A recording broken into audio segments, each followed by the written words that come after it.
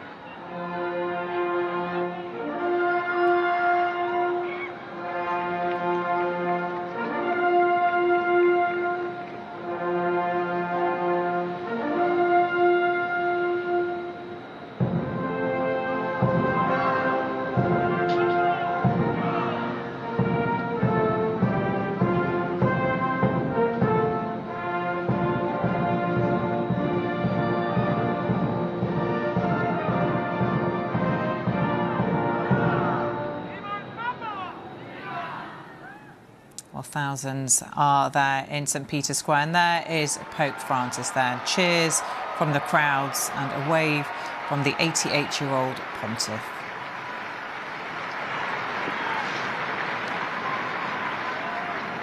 He has, of course, been very ill over the past few months and was in hospital with double pneumonia for several weeks, with his condition at one point described as extremely serious. But he has been out of hospital for a month or so now. He is expected to deliver a blessing now. It wasn't even clear whether or not he would make an appearance, but for the thousands of people who are in St. Peter's Square, they will be delighted to see the pontiff. Fratelli e sorelle, buona Pasqua.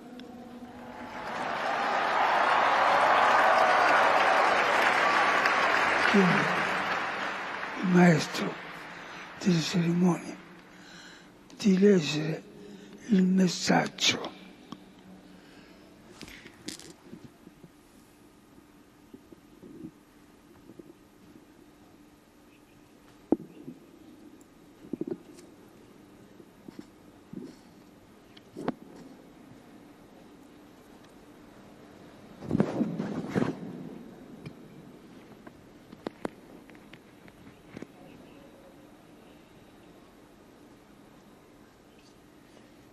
Cristo è risorto, alleluia.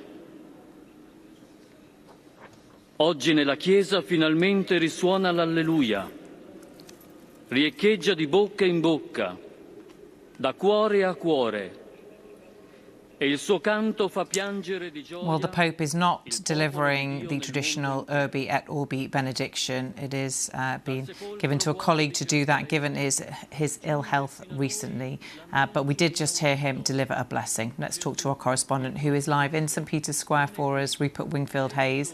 Rupert, a moment that will be to the delight of thousands of people who are there to see the Pope in person.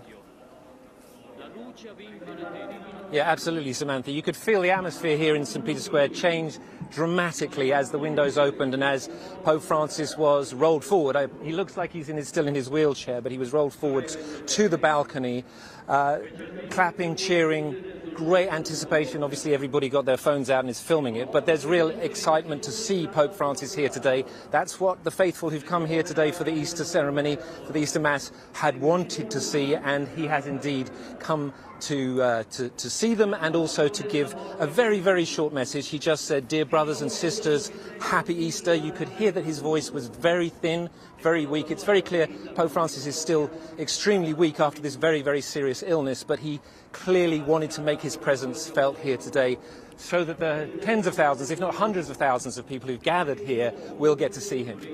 And just remind us, Rupert, of the illness that the Pope has been suffering with for the past few months.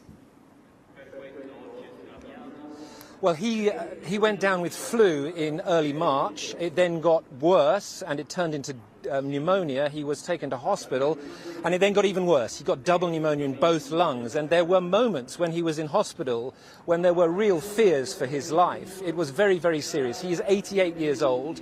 He already has, one of his lungs was damaged in early life, and so he doesn't have the strongest lungs. But he did pull through. He came out of hospital about a month ago, and he has been recuperating in the Vatican behind me here. And in the last week, we have seen him making his first public appearances. The first actually major one was meeting King Charles and Queen Camilla when they were in Rome. And then he's been doing some other visits in the last week in a wheelchair, clearly still very weak, clearly really struggling to be able to speak. Clearly, his lungs are clearly still not in a great condition. But it's also very clear that Pope Francis wants to be back in public. He wants to be seeing people. He appeared inside St. Peter's Basilica last night to meet people praying on Easter Eve. And then here we have seen him on the balcony this morning. And we also found out a short time ago that he's held a private meeting in the past few hours with the US Vice President J.D. Vance, who's been in the country for the past few days, something that the Vice President was very much hopeful for, but it was doubtful that he would have that meeting, but he has had it. He has indeed, yes. We heard just about half an hour ago that the US Vice President had what they call a brief meeting of a few minutes with Pope Francis this morning, actually while the Mass was going on behind me here.